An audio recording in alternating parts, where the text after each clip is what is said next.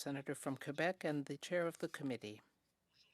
Today, we are conducting a meeting of the Senate Committee on Energy, the Environment, and Natural Resources. Before we begin, I would like to ask all senators and other in-person participants to consult the cards on the table for guidelines to prevent audio feedback incidents. Please take note of the following preventative measures in place to protect the health and safety of all participants, including the interpreters. If possible, ensure that you are seated in a manner that increases the distance between microphones. Only use a black approved earpiece. The former gray earpieces must no longer be used. Keep your earpiece away from all microphones at all times. When you are not using your earpiece, place it face down on the sticker placed on the table for this purpose. Thank you all for your cooperation. I will ask my fellow committee members to introduce themselves, beginning on my right. From Alberta. Brent Cotter, Senator from Saskatchewan. Good evening. Julie Méville-Deschênes, Québec. Marnie McBean, Ontario. Aaron Sorensen, Alberta. David Wells, Newfoundland and Labrador. Amina Gerba, Québec. Merci à tous. Thank you. I think that Senator Wells would like our attention and like to speak. The subject that's in front of us with our guests, I did want to move a motion for consideration of the committee, and it's regarding Bill C-248, which is the National Urban Park, the Ojibwe National Urban Park.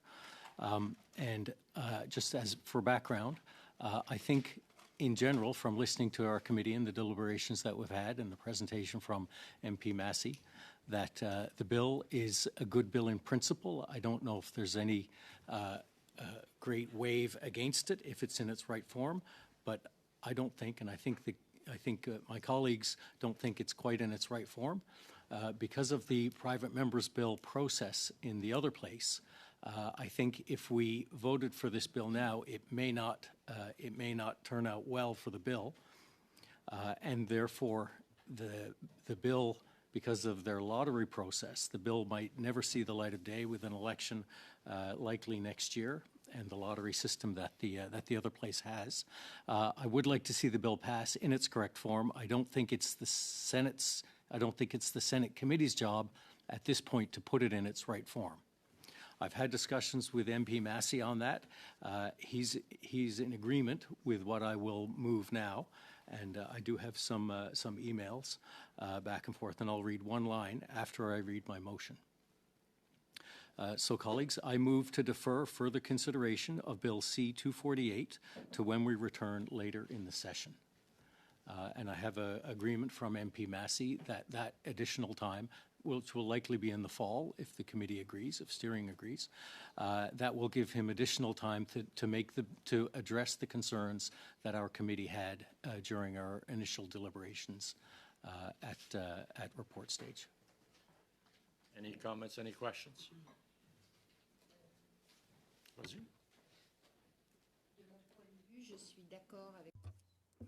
I agree with the motion, just for your benefit. So I agree with your motion. I have a lot of respect for the efforts that Mr. Massey has undertaken. He's worked very hard on the bill because there is already funding, which is very unusual for a private member's bill.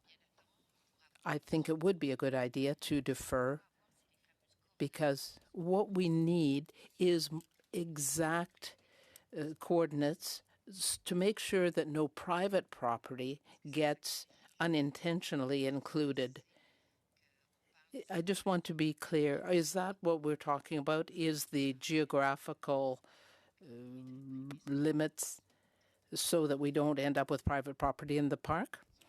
Thank you, Senator Smithville-Duchesne. That's one of the elements that he heard that we had issue with. Clearly, and when he appeared before us, that was the key issue.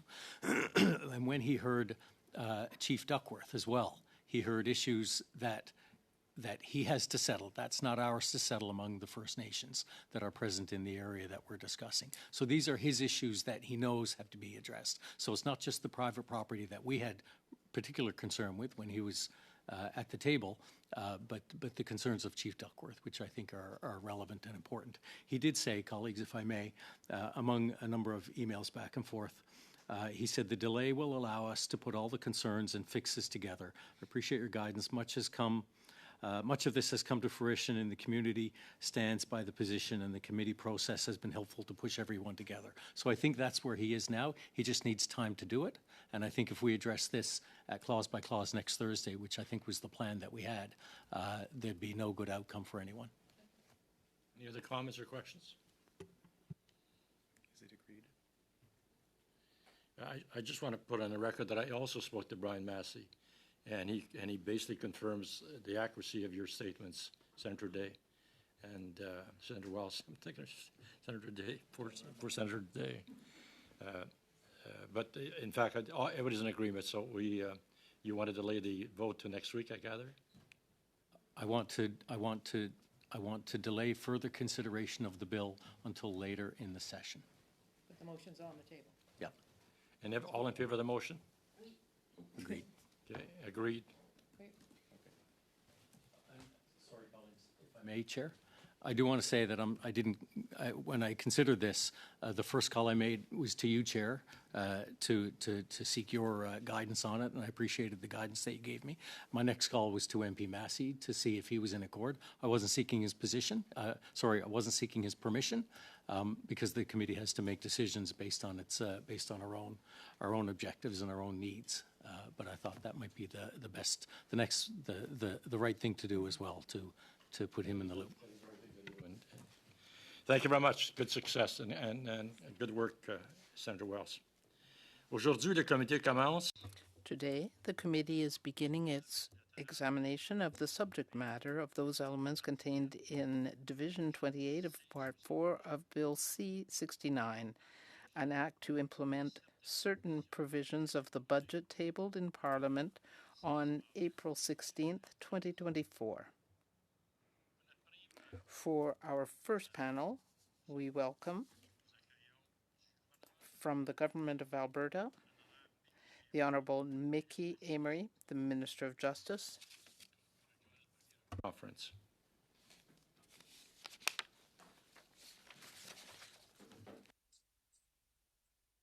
Minière du Canada, Monsieur.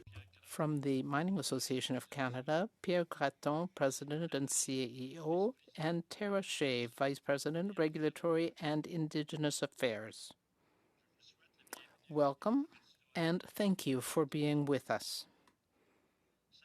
You have 5 minutes for your opening remarks, and Mr. Amery, you have the floor, followed by Mr. Graton. Thank you very much for inviting me to speak with you this evening. I will get right to the point. In Alberta's view, the proposed amendments to the Impact Assessment Act simply do not go far enough to address the Act's constitutional infirmities and do not sufficiently address the issues identified by the Supreme Court of Canada in the IAA reference case. While modest improvements have been proposed to narrow the scope of the Act, it remains the case that the Act as amended would continue to allow the federal government to assess and ultimately prohibit entire projects on the basis of any potential, quote, adverse effects within federal jurisdiction, end quote. This is the case regardless of whether the project is primarily regulated by the province or otherwise requires any federal approvals outside of the IAA process. More generally, the proposed amendments represent a missed opportunity, in my view, to address the wider concerns that have been expressed regarding the clarity of the Act and a proponent's ability to successfully navigate an unnecessarily complex process. In Alberta's view, more can be done to improve the efficiency, the timeliness, the certainty, which are critical to attracting much needed investment in this country. For example, we recommend this committee consider a true substitution process for federal impact assessment, allowing reasonable provincial impact assessment schemes to stand in place of the federal processes, which would achieve a number of goals. Firstly, it would avoid needless duplication. It would leave the public interest decision in the hands of the constitutionally appropriate order of government, and it would avoid what the current scheme achieves, and that is that it restricts provinces and mirrors the federal model, but the federal government still has the final decision to within the current provincial scheme, which is not really a true substitution. Alberta also remains concerned with the project list model utilized by the Act. There's no basis for intra-provincial highways, gas-fired power stations, and in-situ oil sand projects, to name a few, to be prima facie subject to federal impact assessment. Many of these concerns could have been avoided if, following Alberta's successful challenge in the Supreme Court, the federal government engaged in meaningful discussions with the provinces. This did not happen. Instead, the federal government chose not to inform Alberta that they were tabling these amendments in the House of Commons. Even the original version of the Act, which was largely determined to be unconstitutional, followed 4 years of consultation and feedback. Indeed, this committee invested significant time to hear from proponents and stakeholders prior to the Act's eventual enactment. I will now speak briefly to some of the, well, if I may, I will end my opening comments at this time, and yield the floor to my friend. Monsieur Gratton? C'est moi son ami. Are you giving me the floor? Need to be here today. I want to begin by acknowledging that we are gathered on the unceded traditional Algonquin territory. I also want to acknowledge the hundreds of Indigenous nations across Canada on whose traditional lands our industry operates and with whom we have strong partnerships. In February 2019, MAC appeared before this committee and expressed the view that the IAA would improve upon SIA 2012 if well implemented. Key aspects of the IAA that led us to conclude this were, first, an improved time management system, getting rid of the stop clock provisions of SIA 2012 that were meaningless, tailoring that rendered timelines meaningless, tailoring of projects to focus on unique features and addressing common aspects through standard mitigation measures, enabling federal-provincial cooperation, which SIA 2012 precluded except through substitution, which had only materialized in BC, and inclusion of federal permitting departments in the IA process to enable faster post-EA permitting, which SIA 2012 also did not allow for. Unfortunately, implementation of the new Act has fallen way short of our expectations. No new federal-provincial agreements have materialized, and substitution continues to only be possible in British Columbia. No project has come out the other side of the IA process, so there is no way of knowing yet if post-IA permitting has been accelerated. Further, there has been little to no evidence of project tailoring, which is perhaps the single most important promise of the IAA that led us to believe the Act would improve upon SIA 2012. Let me share with you a few examples of what I mean. A project in Val d'Or was asked how it would impact marine life. A project was asked to assess the potential impact of a railway on bird mortality. There is no railway. Officials are either not reading the project descriptions or do not understand the sector they are assessing. They are imposing generic information requests that are inappropriate. Worse, we are witnessing the opposite of tailoring, an extreme pursuit of information. Instead of focusing on key risks specific to projects, proponents are being asked to complete multi-year studies that will ultimately have no bearing on decisions or outcomes. Let me illustrate the point. Proponents are being asked for migratory bird data, which in and of itself is not unreasonable. However, we are hearing from practitioners that the level of field and analytical effort for baseline studies in response to federal guidance has expanded considerably. These studies add years and millions of dollars in costs to the preparation of an impact statement without adding value to the impact assessment, final decision, or mitigation measures. The scope for wetland studies and data related to compensation for wetlands is expanded considerably as well, despite strong provincial wetland policies and compensation processes. This is unnecessary duplication of effort. Proponents are being asked for air quality studies for greenfield sites. If you know what greenfield sites, those are mines that are in an untouched part of Canada. There are standard mitigation measures for dust control and particulate matter, and these are regulated by the province, not by the federal government. And federal assessments ask about procedures for reclamation, something that is exclusively within the realm of the provinces. Overall, there is voluminous information requested of proponents, much more than what is needed to assess mining impacts and determine appropriate mitigation measures in federal jurisdiction. We end up with massive impact statements that are extremely difficult to justify, difficult for the public to determine what is relevant with respect to the project. Impact statements need to be accessible and comprehensible to be useful to rights holders and stakeholders. Hence, we approach the proposed amendments with skepticism and even cynicism. The amendments, in theory, will make it easier for the federal government to enter into cooperation agreements with provinces and Indigenous governments. But the law is an ass, as in donkey. I'm not using unparliamentary language. What we need to see are examples. The amendments requiring that decisions and conditions be based exclusively on matters that fall within federal jurisdiction should logically lead to an enhanced tailoring of assessments. Unfortunately, as I've said, we see negligible differences in practice when comparing projects begun before and after the Supreme Court opinion. While it may be true that the Supreme Court stated that the scope of what is studied is not limited and the federal assessments can study anything they want, it does not make sense to us that the government would impose studies on aspects that will have no bearing on eventual federal decisions or conditions. Hence, in our brief, we state that the federal government should prioritize standard mitigation measures for effects in federal jurisdiction that are common for mining projects, with the objective of reducing costly, time-consuming, unnecessary studies and data collection. Assessments and studies should focus on unique project aspects that relate to federal jurisdiction. Studies unrelated to federal effects should be discouraged, if not prohibited.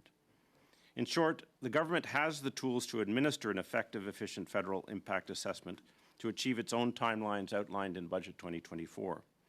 But it must choose to use them. Until it does, federal assessment will remain onerous, inefficient, lengthy, and fail to deliver on the government's own clean growth goals. Thank you. Thank you. Ms. Shi, did you want to add something to the presentation? No, Pierre has covered it. Thank you. Okay, we'll start with Senator Cotter on the questions. Thank you, Mr. Chair. I'm largely a visitor to this committee, and it's an honor to be here. And thank you both for your succinct presentations. If I may say, Mr. Amory, we're not used to people saying well within their time limits at these committees, so thank you very much.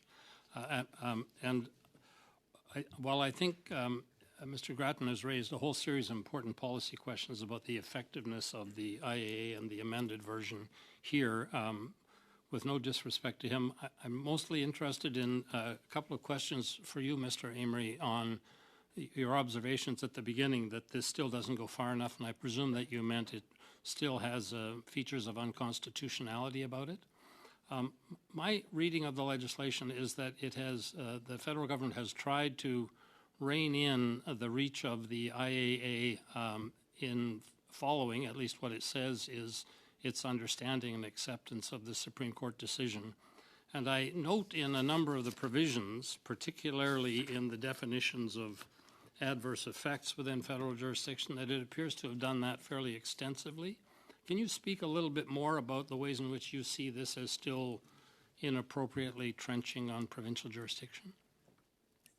Most certainly, and thank you for that opportunity. In the IAA reference case, the Supreme Court majority found that the definition of, quote, effects within federal jurisdiction, end quote, in the Act go far beyond the federal government's jurisdiction, noting that the definition captures any effect, positive or negative, trivial or non-trivial, to the enumerated subjects. And The result ultimately was a dilution of the decision makers' focus at key decision making junctures and impermissibly broad prohibitions on activities that Canada does not otherwise have the jurisdiction to regulate.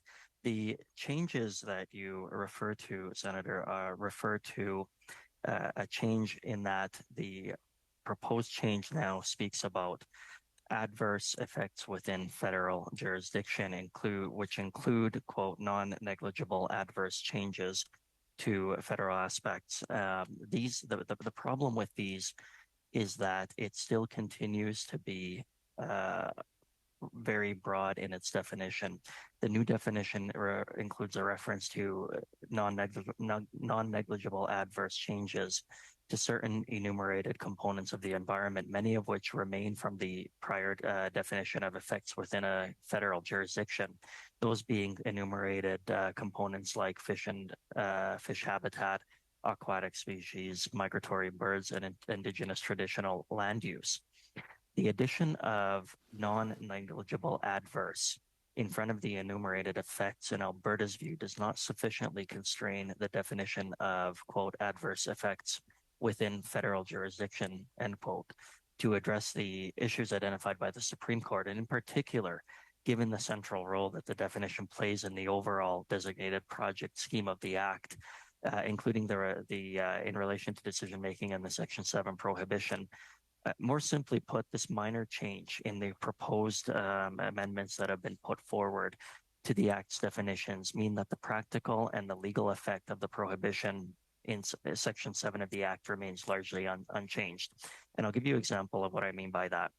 Instead of being prohibited under Section 7 from causing any effect, for example, to Indigenous land use, a proponent would now be prohibited under the proposed changes from causing any, quote, non-negligible adverse effect to traditional land use, Indigenous traditional land use. That's to say that the proposed change to this definition, or changing the definition from any effect to non-negligible effect for those enumerated components, for example, mean again that the practical and the legal effects of the prohibition remain unchanged. In the context of more major projects, the practical outcome is the same. That is to say that any adverse versus any non-negligible adverse impact, in our view, is overly broad, number one, and number two, relatively the same with practical and legal effect, and would continue to allow Canada to act or to regulate activities under the Act, which it simply does not have the jurisdiction to regulate. I'll follow up, if I may. Thank you very much, Minister. That's really helpful. Would I understand, though, that you would you'd acknowledge that there are potential federal impacts to initiatives that are normally thought to be in the context of provincial jurisdiction? And would I be right in my understanding is that the approaches that you described about substitution would be the way in which that would be addressed, and hopefully to the satisfaction of the government's legitimate interest in the environment that would be affected? Well, if I may, I will say this. I know that if we're referring to the substitution components that I spoke about earlier, I think that the ability for provinces to make significant decision-making in areas of its own jurisdiction or its own order would be appropriate in the ultimate submission of the finalized proposed changes going forward. But right now, as it stands, that doesn't seem to be the case. Right now, while the provinces are entitled to mirror the feds in the way that the process takes shape, the ultimate decision making still lies with the federal government, and that essentially does not give us the ability as provinces to make decisions about our own proposed potential provincial impact assessment scheme here in the province that may work better within this province or within other provinces, but simply does not. The Act and the proposed changes do not allow for that to happen currently. When we talk about the potential for I think you had mentioned earlier whether or not the definition was narrow enough. It's our view that it continues to not be narrow enough, and that is the real problem here. It continues to highlight some of the concerns that the Supreme Court raised in the initial challenge in the IAA impact assessment case. And simply adding the words non-negligible to that do not bring any further clarity or narrowing of the definition in our view to make this a workable act. Briefly. Mr. Emery, does the government of Alberta have suggested language with respect to the Impact Assessment Act amendments that would bring the comfort you've just described needing? We certainly wanted the opportunity to provide for some of the we wanted the opportunity to engage in consultation with the federal government in order to help achieve some of that. We did not get that opportunity, and we certainly are prepared to submit that, but that was never given to us, never afforded to us in this particular period between the decision from the Supreme Court and where we are today.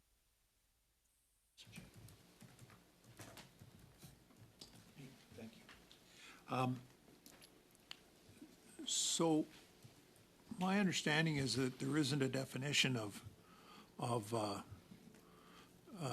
negligible in the act. Is that as it would stand right now? Is that correct? Is there a definition to even work from on what's negligible and what's not? Not to my current knowledge, committee members and senators, no.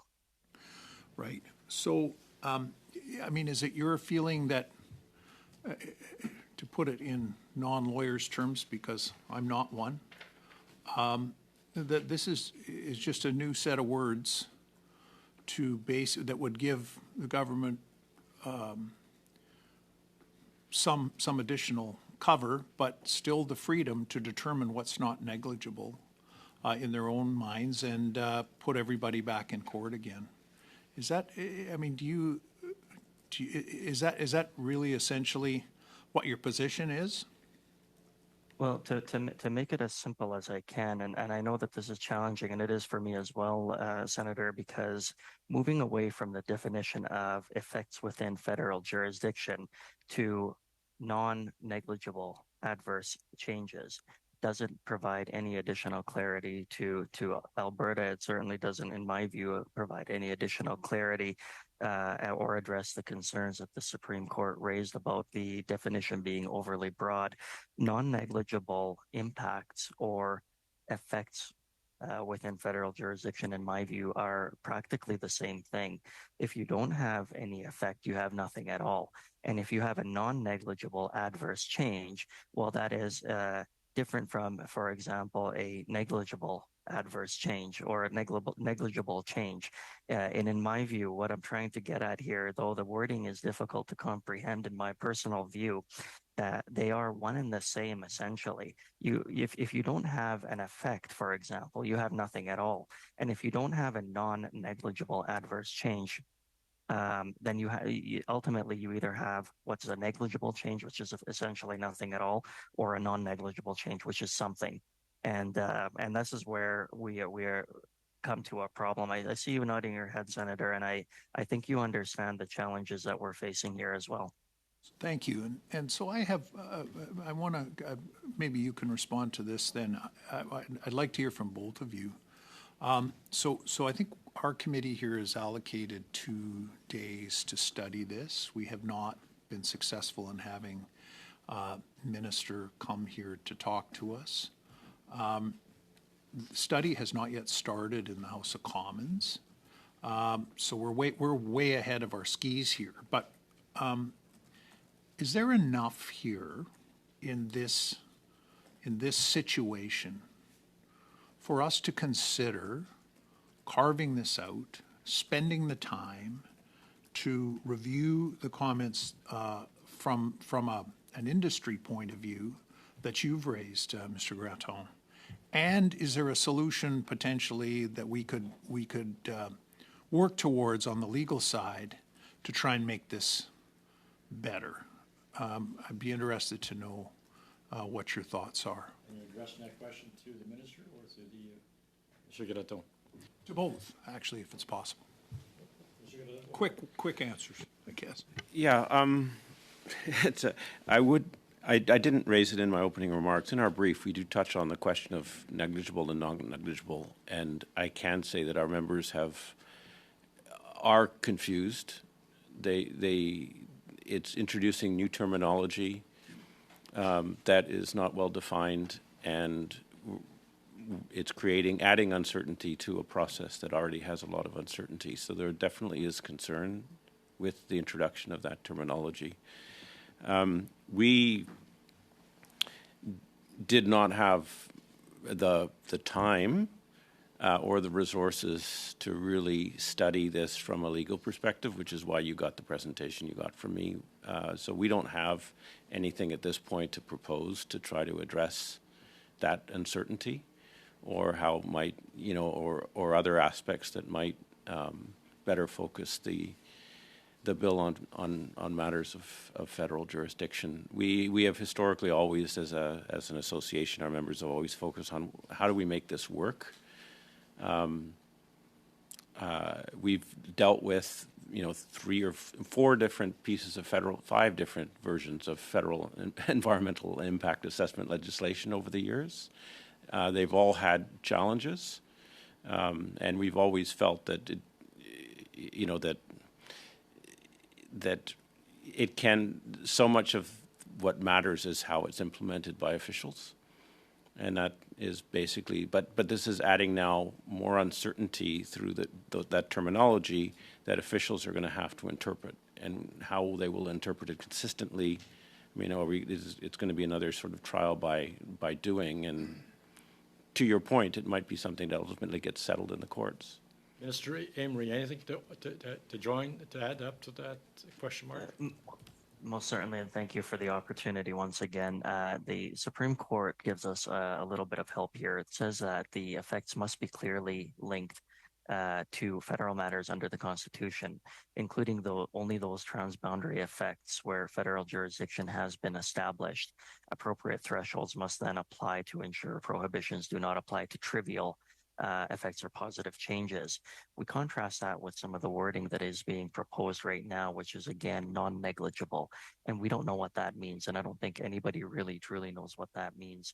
And the concern here is that we're moving away from what was already generally broad to something that is simply similarly broad, and the Supreme Court has said that that is part and parcel the reason why some of the impact assessment case went the way that it did. So I think we're not achieving anything here by moving forward with the proposed changes, because they simply do not create the clarity, or they do not narrow the scope of the act in any way that would help bring us to where we need to be to avoid another constitutional challenge. If I could join in, when I read the proposed amendments, I thought it was pretty clear. I mean, the Supreme Court's position was very clear. And not only that, they sort of gave you a mechanical set how to deal with the uncertainty from then on, because they basically suggest strongly the resolution is through this mechanism. But what you're saying is that in spite of that, I thought for sure you'll come to an agreement because it's pretty detailed, but you're saying no, that's not good enough. Is it because people are not dealing fairly, or people are not open to reaching a fair deal, or maybe it's time to exaggerate given the political situation? Help me out here. Why is it we're so far off when so much where Supreme Court was very clear in many, many respects?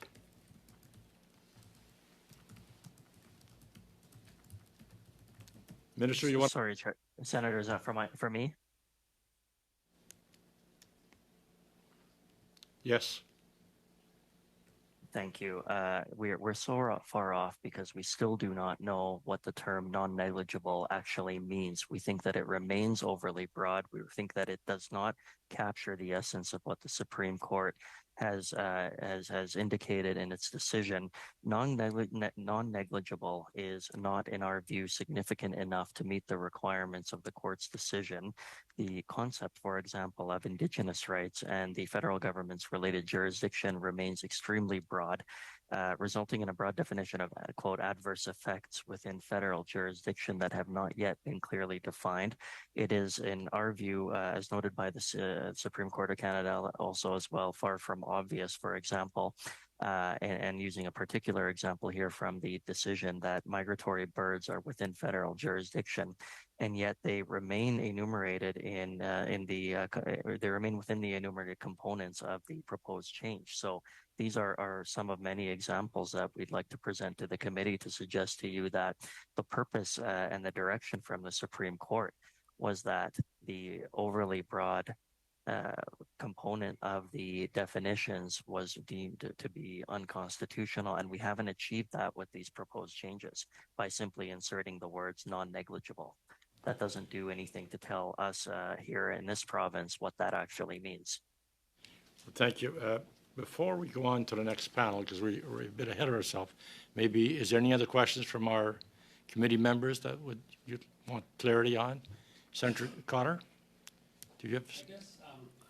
I guess, Mr. Gratton, maybe you could speak a little bit about this, what you see particularly from your organization and from lots of other people who are looking to pursue development opportunities of how to integrate federal and provincial impact assessment initiatives. Is there a way of thinking about it that is, aside from the issues that you've identified about, let me call it bureaucracy, the way to make this as effective but also as efficient as possible for proponents? Well, there's a couple of mechanisms. One is substitution. I guess for the mining sector, the main permit, the main federal, what used to be a trigger that affects our industry is the Fisheries Act, because most mines will affect water and fish-bearing waters in some way. It can be minor, but nevertheless, that's the biggest permit we will need, and that's historically been the reason why we've fallen under, as a provincially regulated sector, why we've fallen under federal assessment legislation. So, I mean, really, ideally, through substitution, and I take the point of the minister from Alberta that there is still a federal decision if the project is assessed, if the carrying out of the assessment is done by the province, as is the case in British Columbia. Arguably, the decision now, based on what the court has said, should be based solely on those federal aspects that have been part of the assessment. At issue is, and I think this is where the sore point is what if, just because of one particular aspect of the federal government was able to say no to something that the province has agreed is acceptable? How do you reconcile that? And that's, it's hard for me to know what the answer is, because I think it's also going to be on a case-by-case basis to a certain degree. What if the impact on fish was extraordinarily large? That might be a real problem. But presumably the province would also recognize that, so that would also get reconciled by our provincial government. So there was a period in time, we call it the golden years of 2010 to 2012, where environmental assessments were actually at their most efficient, and that was a period when there were existing agreements between federal and provincial governments on assessments that were it wasn't formal substitution, it wasn't equivalency, but there was an awful lot of cooperation, and they agreed to stick to their knitting, and they did their respective jobs reasonably well, and we got projects through in faster periods than we've seen since, or that we saw before then. And if there was a way to go back to that era, we would certainly welcome it. I do think your observation, particularly in constitutional terms, and I expect Minister Amory would agree with this, is that from time to time the Constitution does feel like an ass. Some judges have said the law might be an ass, but it's not a bloody ass, and our goal here is to try to find ways to make a sometimes cumbersome constitutional framework work for provinces, the federal government, and for proponents who want to make use of it, and in ways that are respectful of the environment. And there ought to be a way to square that circle. I don't think we're there yet. Thank you. Minister, maybe any closing comments to give you a chance to explain your position? Thank you once again. I appreciate the opportunity to speak before this committee and to provide our position when it comes to the Impact Assessment Act and the proposed changes. It is again our view that this really goes to the core. All of my submissions go to the core of the Supreme Court's concerns with the Act and the proposed amendments. And I will close by saying that we believe here in Alberta that it does not go far enough to correct the issue. The Impact Assessment Act and the proposed changes that have been put forward continue to be unconstitutional despite the proposed amendments. The federal environment minister, for example, can still interfere with projects that remain within provincial jurisdiction. This includes projects, again, like oil sands development, major highways within provincial borders, and provincial power plants. There was a brief mention earlier about whether or not the political landscape has anything to do with this. I would simply submit to you that these major projects that are happening in every single province, major oil sands developments, major highways within provincial borders, provincial power plants, other types of major projects impact a large swath of Canadians. And the appropriate thing for us to do here is to ensure that Alberta remains committed to making sure that the act that is proposed helps address the concerns that we've raised. We urge the committee and encourage the committee to consider recommending more aggressive changes to the Act to provide both regulatory and constitutional certainty so we can begin to restore investor confidence in this country, attract those individuals and those companies that are looking to invest in Canada. And we do it for the benefit of Canadians, not because of political motivations. Thank you to all the committee members for hearing me out. Much. Thank you for all of you. I think you. Sorry. Could I ask a small question? In whatever form that this legislation gets finalized, would it be helpful from your perspective that the matter be referred to the Supreme Court in another reference, or does that delay things, or can you offer your thoughts on that? Well, I think it's difficult at this point in time to speculate on whether or not that would be appropriate until we know what the final version of that might be. But in its current form, all of our indications and all of our opinions suggest that we haven't moved the needle far enough to avoid another constitutional challenge and Supreme Court of Canada intervention. And I think that the goal here is to make sure that the ultimate proposal and to encourage the committee to make those appropriate changes to ensure that some of the issues that we've identified here, and I'm certain that others may identify in the future, are addressed before it becomes more difficult to do that. And so the goal here, I think, would be to say that we are in a period of time where potential changes can still be made, recommendations can still be put forward. We would really like for the opportunity to be part of that. We would also like for this committee to make those changes absent that consultation phase. And we will make those determinations once we see what that final version looks like. As it stands today, it would be likely that this would not pass the same muster that the Supreme Court of Canada gave to the initial act, and that we would be taking the same position as we did in our initial challenge. I just wanted to say thank you, and thanks also for what looks like the picture of your law school graduating class behind you. Thank you very much. Oui, j'aurais une question en français. Est-ce que vous avez la traduction? Can you hear the interpretation in English? Oui, merci. Unlike my colleague, I am not a lawyer. I am not a constitutional expert. I have listened to you, though, and I wonder if the stubbornness, if we want to say, on the part of the federal government might be explained by the threats to species and to the environment that hang over our country. We have, of course, the oil sands